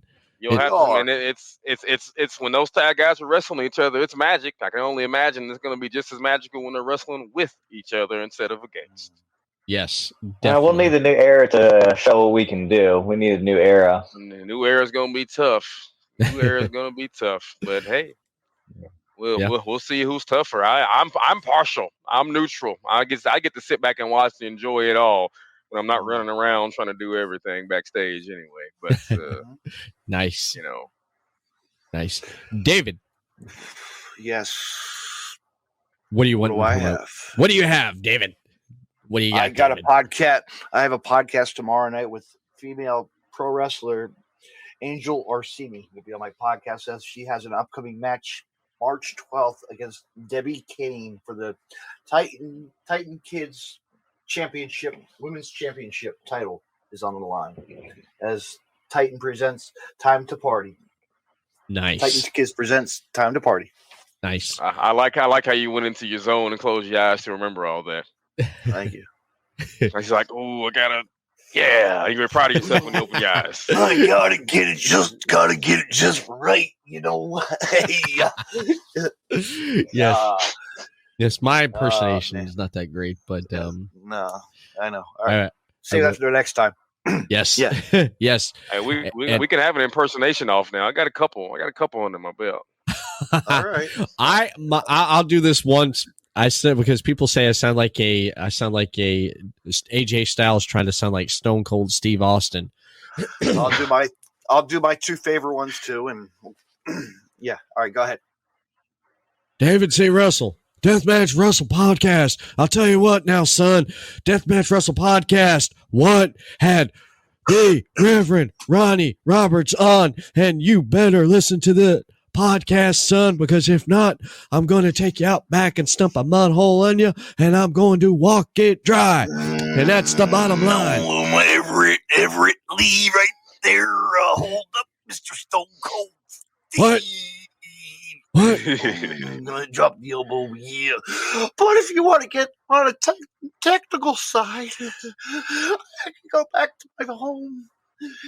Bobby, I'm not crazy. Baby.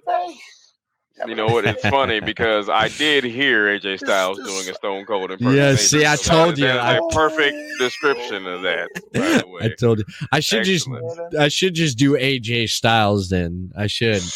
Because I like pain. I should get him down. That'd be great if I get it down as AJ Styles. And then start calling people saying this is AJ Styles. He'll come after me. Exactly. Those are my two favorite ones. Not a bad Foley though. It's not a bad. Thank you. Pretty good. Yeah. Pretty good. But what is your favorite one? Okay, now you got us. I'm not doing. I'm waiting. This is for the next episode, brother. We only got a couple minutes left. Yeah. Listen, I know episodic television, and you must come back. Yes. To see the impression off. On the next time the good Reverend is on the Everett Lee show.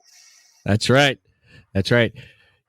You can check out more of the Everett Lee show audio podcast over on podbeam.com, everettleeshow.podbeam.com. You can check out previous podcast on there, even the live ones right here on Podbeam live stream. You can also check out the audio portion of the podcast over on Stitcher Radio, iTunes, Amazon Music, iHeart, and Google Play.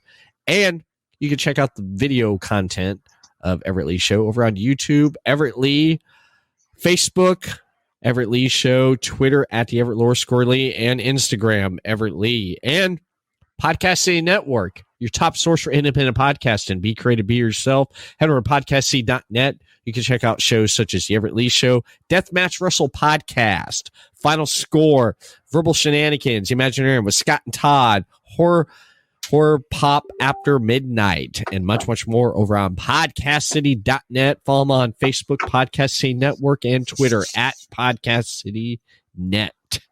And that is it, ladies and gentlemen. Thank you, everyone, for coming on the podcast tonight. I appreciate it. And thank you. Thank you. I only have one final request from you all and everybody who's watching. Can I get a yay, man? All right, everyone, let's do it. Ready? 1, 2, 3.